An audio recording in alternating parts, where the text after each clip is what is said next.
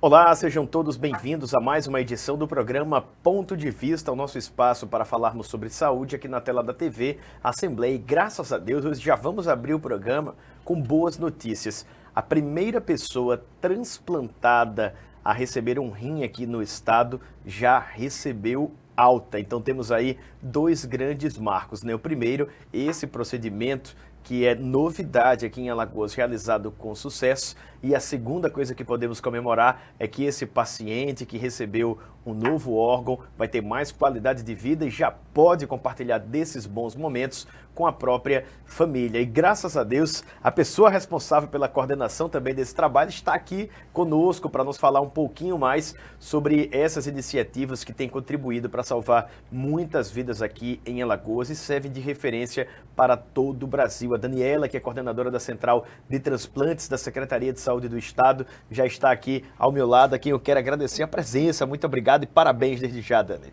Muito obrigada, né? Nós quem agradecemos, é sempre um prazer estar aqui conversando sobre esse tema tão importante que salva vidas. E essa notícia nos alegra muito o coração, porque, como você bem falou, além de ser o primeiro transplante no estado, no hospital da rede pública, é o nosso primeiro hospital também a realizar, a estar credenciado pelo Ministério da Saúde para realizar o transplante renal, transplante cardíaco e, ultimamente, assim, acho que há um mês atrás, nós fomos credenciados também para realizar o transplante de fígado. E, claro, só tem transplante se tiver uma doação autorizada. Então, esse agradecimento a gente também já inicia com a família doadora, né? Ô, Dani, a gente teve um colega aqui da Assembleia recentemente que a mãe passou mal e precisou ser socorrida para o Hospital Geral do Estado, o HGE. E graças a Deus, em pouco tempo ela foi atendida, conseguiu receber os cuidados necessários e até mesmo a alta. E ele confidenciava para mim, disse, olha, eu precisei ir acompanhá-la de perto e queria lhe dizer uma coisa, eu fiquei surpreso. Porque antes a gente tem um estigma do atendimento na rede pública, principalmente do Hospital Geral do Estado, que é uma referência de atendimento e ao mesmo tempo era um sinônimo de dificuldades para o atendimento. Mas olha, eu queria lhe dizer uma coisa, minha mãe foi atendida em tempo aceitável, a minha mãe foi atendida com um atendimento humanizado, eu fiquei acompanhando, até mesmo a refeição para o acompanhante foi servida, uma refeição de qualidade, e eu voltei de lá com uma perspectiva totalmente diferente da que eu tinha anteriormente. E agora a gente celebra um transplante de órgão, né? Algo que a gente precisou ter uma intensa campanha de conscientização que não foi rápida, passou por novelas, passou por campanhas do Ministério da Saúde, por campanhas da Secretaria da Saúde Estadual, né? Enfim, por uma série de investimentos para conscientizar a população sobre a importância de doar. E agora o procedimento é realizado no hospital da rede pública, sem custo nenhum, dentro de uma estrutura que já é paga com os nossos impostos e que é referência, inclusive, hoje, para a própria rede privada, que anteriormente era aquilo que nós tínhamos como um padrão de excelência, né? É uma conquista muito grande para o SUS também, né? Muito, muito, muito. O Hospital do Coração, o professor Adib Jatene, alagoano, ele é referência em doenças cardiovasculares, é referência no nosso estado em relação a isso, e mais ainda de poder atender e realizar esse procedimento também complexo, que é um transplante. E quando você fala do HGE, Warney, a maioria, a grande maioria dos nossos doadores, eles saem do HGE. Então, o Hospital Geral do Estado, ele hoje está liderado com a direção do Fernando Melro e a gente consegue ver também com o crescimento da nossa rede pública, com a quantidade de hospitais que a gente tem, né, prioridade de governo do governador Paulo Dantas, e a gente vê o crescimento dessa rede e o quanto que a gente tem avançado em relação ao atendimento e o acolhimento à população. Então, o paciente, quando chega no hospital, ele é para ser salvo. E nós estamos ali também para lidar com a vida. Nós não trabalhamos com a morte, trabalhamos com a vida. Então, o paciente, quando chega no HGE, são todos os cuidados, todos os tratamentos, eles não são medidos esforços para serem executados. E aí, quando o paciente tem não tem mais a condição de ser salvo e evolui para a morte encefálica, a gente continua, uma vez que a família autorize, salvando outras vidas. E o interessante é que o próprio Hospital do Coração Alagoano, como dissemos, é público, está credenciado para esse transplante de rim. Eu estou querendo reforçar o quê? Que o nome Hospital do Coração Alagoano, muitas vezes no inconsciente coletivo, nos leva a entender que lá só atende doenças cardiovasculares. E alguém pode até achar que foi um erro da notícia, mas não é. É um hospital de referência, sim, para esse tipo de atendimento, mas que agora também está credenciado pelo Ministério da Saúde para realizar esse outro procedimento aqui, o transplante de rim, que também é de alta complexidade, mas com grande sucesso, inclusive, foi realizado o primeiro, né? Isso já tinha sido pensado desde o início da construção do hospital. Eu lembro quando a gente conversou com o Dr. Vanderlei, ele já tinha essa intenção de realizar o transplante lá. Tanto que existem as salas acopladas, onde o receptor pode ficar em uma sala e o doador também pode ficar na outra sala para ter essa cirurgia simultaneamente. Então, esse hospital ele já foi construído também pensando nessa questão do transplante cardíaco.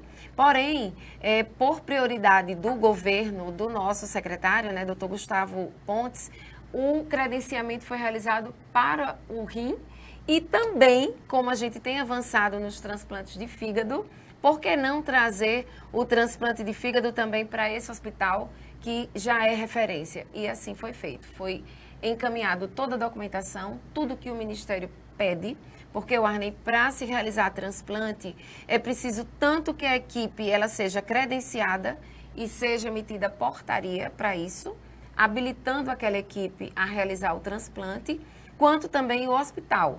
Então, veio toda uma equipe do Ministério da Saúde para fazer toda a vistoria. Eles saíram daqui encantados com a estrutura do hospital, porque é uma estrutura que realmente é referência para outros estados a nível de Brasil. Isso é muito legal. Então, hoje a gente tem o hospital habilitado para rim, coração e fígado. Mas eu queria saber assim, Dani, como é todo esse preparo? O Hospital do Coração Alagoano é recente, né? Podemos dizer assim, não tem muito tempo que foi inaugurado. E eu acredito que na concepção já tinha esse planejamento para que ele pudesse fazer tudo isso. E graças a Deus que tem sido conseguido executar esse planejamento até em tempo célere, tempo recorde, a gente pode dizer, né? Como é que foi todo esse trabalho estrutural realizado pela CESAL com o corpo de profissionais e também com os gestores, né, que estão ali à frente da instituição? Eu acredito que a prioridade da gestão, ela faz a diferença, Warney. Então, o hospital ele já foi construído com essa intenção de ser um hospital de referência. Então, quando esse hospital ele foi construído, é um trabalho de várias mãos e de priorização mesmo do governo. E quando a gente viu a possibilidade de trazer o transplante para dentro desse hospital, para ofertar dentro desse serviço, e lá a gente conta com profissionais, uma equipe multiprofissional, né, profissionais de excelência, são os melhores profissionais que estão ali no hospital para cuidar daquele paciente e dar esse segmento aí para que o paciente tenha a vida longa após os transplantes. Aqui na matéria da própria assessoria de comunicação da CESAL, o Ottoni Veríssimo, nosso querido diretor lá da unidade, disse aqui que realmente isso é um grande avanço e que o objetivo sempre foi esse, oferecer o melhor e que ainda há muita coisa boa por vir, viu? E a gente fica aqui na torcida também. Eu vou até aproveitar aqui, Dani, para dar uma reforçada. Quem recebeu a alta médica foi José Amorim Barbosa, de 43 anos, que foi esse primeiro paciente submetido a um transplante renal na unidade. E olha que legal, ele ficou apenas 10 dias ali após o procedimento, o que indica aí uma excelente recuperação e que os cuidados no pós-operatório, né, no período do pós-transplante, também são essenciais e já têm sido ofertados com esse padrão esperado, né? Com certeza. Lá tem uma equipe multiprofissional de assistente social, de psicólogos, de nutrição, que cuidam do paciente na visão do todo. Então, esses pacientes que já estavam aguardando por esse transplante, eles estavam em outro hospital que não estava mais transplantando, que a Santa Casa ela não está mais transplantando rim. E esses pacientes, eles foram acolhidos pelo hospital da nossa rede pública, no Hospital do Coração. Lá, a equipe responsável pelo transplante acolheu esse paciente. Eles fizeram dentro do hospital, Arney, todos os exames pré-transplante, porque isso é importante. Para o paciente entrar na lista para esperar um transplante, ele precisa passar por vários exames que são exigidos. E é uma bateria mesmo, né, Dani? Muitos, são muitos exames. Pessoas exames. que se preocupam assim, mas eu vou receber uma parte anatômica de outra pessoa, vou receber um órgão de uma outra pessoa, há um risco tão grande, mas nem imagina a bateria de exames, como é de fato esse período preparativo, avaliativo, para poder se chegar à conclusão de que existe a possibilidade de habilitar aquele paciente ou não a receber esse órgão, né? Não é uma coisa muito simples, né? Isso. E além dos exames de imagem, os exames que precisam ser feitos, laboratoriais, existe também toda uma triagem com aquele paciente. Por quê? Porque você está recebendo uma chance muito grande da sua vida, que é um órgão. E até rara, por vezes, a depender da fila de espera, né? Que foi possível por conta de um sim de uma família. Então, se aquele paciente na triagem com a equipe multiprofissional, aquela equipe percebe que aquele paciente não vai ter muito cuidado com aquele órgão, aquele paciente, ele é resistente, ele pode, se ele bebe, ele pode voltar a beber, pode voltar a fumar, ele pode voltar a ter uma vida desregrada. Então, ele acaba também não sendo apto a entrar numa lista para esperar por um transplante. Então, tem todas essas situações que a equipe multiprofissional, a equipe responsável, ela valida, ela precisa validar para que esse paciente realmente entre numa lista de espera e esteja, né, espere por esse transplante com segurança, que isso é o mais importante. E uma coisa importante também, Warney, é que quando esse paciente saiu da lista de espera, toda a família sai. Não é esse só é o um ponto paciente. que, confesso, a gente pensa muito no pós-operatório, né? No pós-transplante da família recebendo aquela pessoa, mas nem sempre a gente acaba tendo essa sensibilidade de olhar que, ao passo que alguém que está sofrendo ali, a gente sabe que tem uma esperança, mas a espera é um sofrimento em qualquer campo da área do ser humano, né? A gente espera para receber o salário, espera para o fim de semana, espera para realizar um plano, e esperar nunca é bom para nós no final das contas, e esperar por um órgão deve ser algo que mexe um pouco não apenas com o paciente, mas também com a família que quer ver aquele ente querido, aquela pessoa amada, ou até um amigo próximo, né? Que vê logo a pessoa superando aquela espera e retomando dentro do possível a normalidade, né? É um misto de sentimentos. Quando a gente escuta um depoimento de um transplantado, eles dizem assim que é uma tristeza pela família, porque está perdendo o seu ente querido, mas ao mesmo tempo é um sentimento de muita gratidão por conseguir acolher aquele pedacinho daquele ente querido tão importante e dar continuidade à vida daquela pessoa. Então, melhora a expectativa de vida, aquela pessoa que estava na lista ali esperando por um transplante, ela volta a poder sonhar. Então, é muito interessante. Imagine você quando você quer viajar, você não consegue viajar, porque no caso do rim, você está 3 vezes na semana, no mínimo, dialisando, que você tem que passar horas ali naquela máquina. Você não vai só, a família precisa ir. Então, você quer tomar água, você não consegue. Você quer fazer algum planejamento, você quer viajar, você não consegue fazer nada. E não é só a pessoa, são todos os familiares.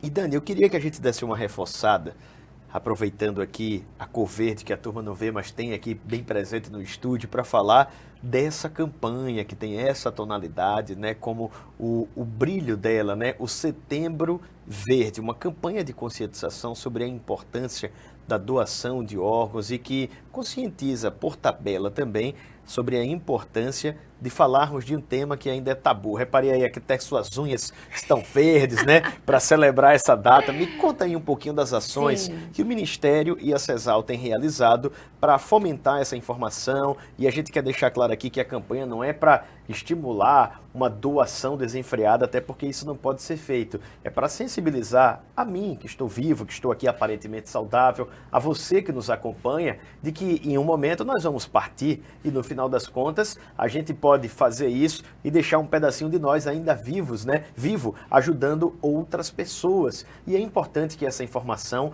como eu sempre digo aqui, eu sou doador. É importante que você diga isso também à sua família desde já. É bom a gente reforçar isso. Então, como é que tem sido esse Setembro Verde no Brasil e em Alagoas? O Setembro Verde, o dia 27, na sexta-feira, é o Dia Nacional de Incentivo à Doação de Órgãos, né? Então, o mês acaba sendo intitulado Setembro Verde pelo Verde da Esperança, porque para você lidar com esse tema, a gente precisa ter muita esperança. Então, o Verde, ele toma conta dessa campanha. Várias ações foram realizadas por nós a nível estadual, bem como a nível nacional. Inclusive, amanhã terá um encontro, amanhã, dia 26, iniciará um Fórum Nacional de Transplantes em Brasília, onde todos os coordenadores dos estados foram meio que convocados para estar presente, mas vai ser um momento muito importante de troca, de construção, de muito debate sobre a atual legislação, o que pode ser melhorado nos documentos técnicos. Então, vai ser um momento muito importante. Esse mês nós realizamos muitas ações educativas, realizamos cursos de capacitação para os médicos, para a equipe multiprofissional. Estivemos em vários hospitais, tanto da rede pública quanto da rede privada, clínicas de hemodiálise, escolas. Então, foram plantadas várias sementinhas, como você falou. A gente precisa pensar hoje, né? Como a gente pode fazer para continuar sendo útil, deixar um legado após a nossa morte, que é a certeza que temos. E no caso da doação, é você se declarando, primeiro você decidir se você quer continuar salvando vidas após a sua morte, e depois, muito importante também, compartilhar esse seu desejo com os seus familiares, porque somente eles podem autorizar a doação. E dentre essas ações que vocês realizaram, foi feito também um trabalho informativo acerca da importância da doação, por exemplo, de medula óssea, e eu acredito que correlacionado à doação de sangue, né? Porque mesmo sendo um procedimento eletivo, o transplante na maioria das vezes, né? Alguns deles você está ali de forma eletiva na lista de espera, mas apareceu o órgão, tem que ser feito com urgência, né? Precisa também ter esse banco de sangue. Há pessoas que enfrentam problemas como a leucemia que precisam também receber, portanto, essa parte do nosso corpo também que é doada à medula óssea no final das contas.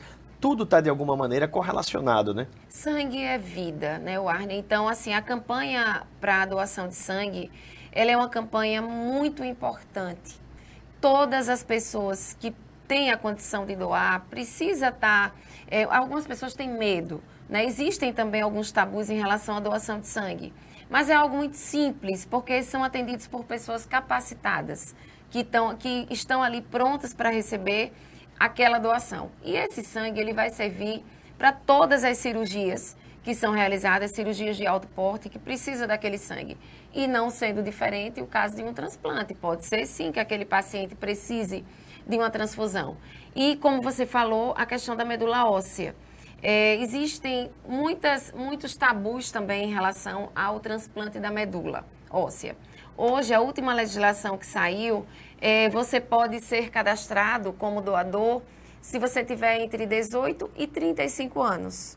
Tiver numa condição boa de saúde, ir para um local que realiza essa triagem, né, nos nossos hemocentros. Lá a equipe profissional vai estar fazendo algumas perguntas, você preenche um formulário, retiram 5 ml de sangue e você acaba sendo cadastrado no REDOME, que é o Registro Nacional de Doador de Medula Óssea.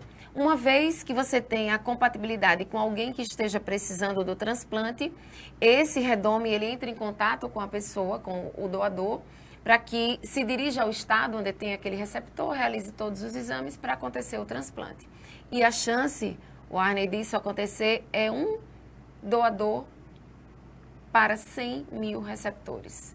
Então, é uma quantidade, é muito pequena a chance. É por isso que quanto mais pessoas que se cadastram para ser doadores, mais pessoas podem ser salvas. Isso é essencial, né? Eu fico imaginando assim, nós como comunicadores, contamos histórias, né? Narramos acontecimentos, como deve ser a sensação de alguém que foi ali voluntariamente prestar esse, como a gente lembra daquele slogan tradicional do Hemoal, né? Um ato de amor que pode salvar várias vidas, né? Se eu não me engano, só na doação de sangue, 5 pessoas, por exemplo, e na de medula, uma possibilidade de raridade muito maior, né? Uma chance para 100 mil. Mas você já pensou, Dani, eu estou indo lá ao Hemoal hoje, ó, quero fazer aqui o meu cadastro para ver se eu posso ser um doador de medula. E a pessoa, tá bom, faz ali, depois de um mês, 2, você recebe um telefonema. Olha, a possibilidade é aquela, uma de 100 mil, deu certo. Que maravilha, né? Você poder fazer parte do salvamento de uma vida, de uma mudança radical de várias histórias que a gente falou aí, né? De quem está precisando, das famílias, dos amigos. Vira notícia e o melhor de tudo, né? Aquela pessoa nunca vai esquecer daquele ato solidário que você prestou para ela. E eu tenho certeza que quem mais ganha doando algo é a pessoa que oferta, né? Que melhor coisa é dar do que receber. Nós já ouvimos falar isso. Imagina a sensação. Eu gostaria muito de ser essa pessoa, viu? Tomara aí que de repente o Arne seja um entre 100 mil, né? E eu queria falar agora de uma outra coisinha. A lista de espera aqui em Alagoas. Os dados da CESAL, pelo que eu vi, mostram aqui que há 536 pessoas esperando órgãos, né? Esse número, Dani, como é que a gente pode exemplificar algo aqui que é estatístico? É uma realidade comum? É um número alto? É pequeno? Esse número ainda pode aumentar. Warney, se você percebe, dentre esses 536 alagoanos que estão aguardando por um órgão, por uma córnea, nós observamos que tem 18 pessoas aguardando por um rim. Então, essa lista, a quantidade dessas pessoas que podem necessitar de um transplante, ela pode ser maior. A gente já tem uma lista considerável, né? Mais de 500 pessoas aguardando, quando 512 pessoas são aguardando por uma córnea. Isso aí me chamou muita atenção, né? Muitas pessoas aguardam por uma córnea, não enxergam, né? Precisam desse ato de amor para voltar a enxergar. Então, é uma realidade hoje, mas a gente sabe que essa lista, ela pode ainda aumentar. Porque qualquer um de nós pode entrar numa lista de espera. Não é só uma doença rara que leva a essa necessidade. Então, é um acidente de trabalho, principalmente em relação às córneas. Eu conheço algumas pessoas que, por acidente de trabalho ou por uma cirurgia, a última que eu tive contato, ela ia fazer uma cirurgia, fez uma cirurgia de rotina, ela precisava fazer uma correção. Infelizmente, ela pegou uma bactéria, essa bactéria passou para o outro olho, que estava teoricamente bom, e precisou fazer um transplante nesse olho que ela fez a cirurgia e está na lista aguardando para fazer o transplante no outro olho. Então, isso é algo que a gente não espera, mas que pode acontecer. Com qualquer um e, infelizmente, quase que a qualquer momento, né? Os olhos são expostos, né? São muito sensíveis. Eu vi, por exemplo, esses dias, num desses vídeos que aparecem nas redes sociais, um rapaz que estava utilizando um óculos de proteção enquanto trabalhava aparentemente numa serralheria, um ambiente assim. E se não fosse aquele óculos de proteção, ele teria perdido o olho. Ele mostra que está com um objeto metálico que, por algum motivo ali, escapou no corte que ele estava fazendo da peça. E a gente conhece pessoas que trabalham até com tinta. Às vezes você está fazendo alguma coisa em casa, cai ali um produto químico, né? Um gás, quem trabalha na indústria. São tantos fatores, né, que podem contribuir para isso. Ou até mesmo o pouso de um inseto. Eu já vi casos nesse sentido, né, de pessoas que perderam a visão por isso. Agora, esse número comparado, Dani, a outros estados, por exemplo, Pernambuco, Sergipe, a turma aqui mais pertinho, ele é considerado alto, ele é considerado hoje razoável dentro da possibilidade de transplante que o próprio estado já tem e da quantidade de órgãos que são doados? Ele é considerado alto, Warney, pela capacidade que o estado tem em mudar essa realidade. Eu falo estado, mas nós, a sociedade civil, porque é um trabalho de muitas mãos e é um trabalho principalmente de sensibilização das pessoas, porque a medicina ela vai até um certo ponto. Quando aquele paciente recebe um diagnóstico que todas as outras situações foram tentadas, né, e não deu certo, que vai ter que precisar de um transplante, a medicina ela para ali até que se comprove se fecha um diagnóstico de morte encefálica, que é a condição de doação de múltiplos órgãos, e que aquela família diga sim para poder, aquele processo, aquela equipe médica dar continuidade ao transplante e salvar aquela vida. Então, a gente tem essa condição de fazer ainda mais. Então, é um número alto, sim, porque a gente poderia ter um número menor se a gente tivesse uma conscientização ainda maior, não só de toda a sociedade, mas de muitos profissionais que lidam com esses pacientes. Eu fiz essa pergunta justamente por isso, para a gente poder fazer aí um balanço, né? E uma explicação mais aprofundada do porquê esse número é alto. Se seria pela falta de capacidades, pela falta de capacidade técnica, né, ou estrutural do Estado, do ente público, se seria pela pequena quantidade de doadores ou até mesmo pelas duas coisas. Mas majoritariamente a fila de espera aqui é para transplante de córnea, como dissemos, né? De 536, 512 são para esse transplante. É realizado também em Alagoas? Sim, é É realizado. isso que é importante a gente dizer. Se a gente sim. tivesse um número de doadores maior, não é? Afinal de contas, infelizmente, pessoas morrem todos os dias, não é? A gente poderia já ter aqui um número maior de transplantes e, consequentemente, de transplantados, ou seja, esse coeficiente seria menor, né? Sem dúvidas. Nós, até agosto, nós realizamos já 85 transplantes de córneas no nosso estado. Hoje nós temos 4 hospitais credenciados, que é o Hospital Universitário, o Instituto de Olhos Santa Luzia, o Instituto de Olhos da Visão, o Hospital de Olhos Santa Luzia e também o Instituto da Visão. É o Instituto de Olhos de Maceió e o Instituto da Visão. Então, são 4 hospitais credenciados. Nesses hospitais, nós temos 6 equipes que realizam o transplante de córnea em nosso estado. Então, a gente já realizou, a quantidade até agosto já passou a quantidade de transplantes de córnea realizados no ano passado, Que maravilha. no ano de 2023. Então, a gente já teve um crescimento, Arne, em relação ao número de transplantes esse ano de mais de 100%. E também de doações autorizadas, que isso é importante a gente falar. Para a gente ter uma noção, em 2023, a gente teve, no ano todo de 2023, nós tivemos 7 doações autorizadas. Só esse mês de setembro, que ainda não terminamos, nós já tivemos 8 doações autorizadas, totalizando 25 doadores. Então, isso é um crescimento que você vai me perguntar, mas por que esse? Por uma série de fatores, um conjunto, todo um conjunto. Hoje a gente tem uma equipe com mais médicos capacitados e voltados para estar realizando esse diagnóstico, a manutenção desse potencial doador. A gente também tem uma equipe aumentada de enfermeiros, coisas que a gente não tinha até o ano passado, e muitas capacitações em loco, porque o doador, ele está dentro do hospital. O diagnóstico da morte, ele é um dever. O hospital, ele tem o dever de dar aquele diagnóstico independente da doação. Mas aí nós temos a equipe que é preparada para estar acolhendo aquela família após o hospital dar esse diagnóstico e para dar o direito a essa família de dizer sim à doação e a gente vê, consequentemente, essa lista diminuindo. Contextualizando aqui os dados que a Dani passou, dos 536, 512 que aguardam aí por algum órgão, dependem então do transplante de córnea, 18 de rim e 6 de fígado. Entre janeiro e agosto do ano passado, foram realizados de forma geral 62 procedimentos e ainda esse ano até agora, 90. Então, antes mesmo do ano acabar, já superamos aí com um acréscimo, né, de aproximadamente 30%, né? Já é uma conquista. Se a gente manter essa proporção, pode aumentar ainda mais 30%, se Deus quiser, até o final do ano, né, Dani? A gente está indo aqui para a reta final.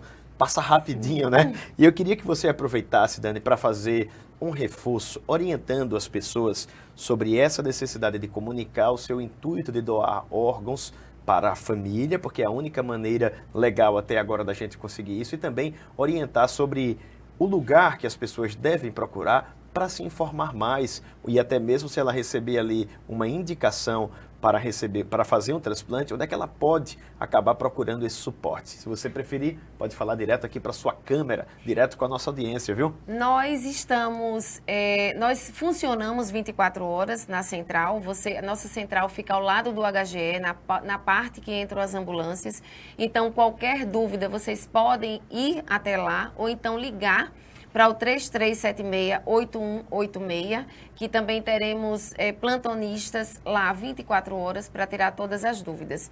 Se você tem a necessidade de um transplante, nós temos equipes capacitadas e habilitadas pelo Ministério da Saúde aqui no nosso estado para realizar transplante de córnea, de rim, de coração e também de fígado. Isso tudo a gente pode também orientar através desse contato, dessa referência. E para você ser um doador, como já conversamos aqui, reforçamos, basta comunicar a sua família. Hoje tem uma iniciativa do Conselho Nacional de Justiça, junto com os cartórios, que eles criaram um aplicativo e também pode ser feito através do site, um cadastro para que você se declare esse doador. Nesse cadastro, os cartórios, eles autenticam. E essa forma facilita o quê? Daqui a família, ela tenha esse conhecimento do seu desejo. Porém, a nossa lei ainda continua sendo a 10.211 de 2001, onde fala que somente a família pode autorizar a doação. Então, vamos pensar sobre isso, vamos tirar as nossas dúvidas, esclarecer, porque a nossa decisão, ela pode mudar a vida de muitas pessoas. E a gente precisa pensar isso hoje, a gente precisa conversar sobre isso hoje, porque o amanhã, o daqui a pouco, a gente não sabe. Então, essa mensagem em nome de todas as famílias que já autorizaram a doação, a nossa gratidão, e as pessoas que esperam por um órgão, que mantenham a fé, mantenham a esperança de que com certeza irão conseguir mudar aí as suas vidas. Para mais informações sobre esse aplicativo, você acessa aedo, A-E-D-O, deixa eu terminar de pescar aqui, que é .org, deixa eu ver.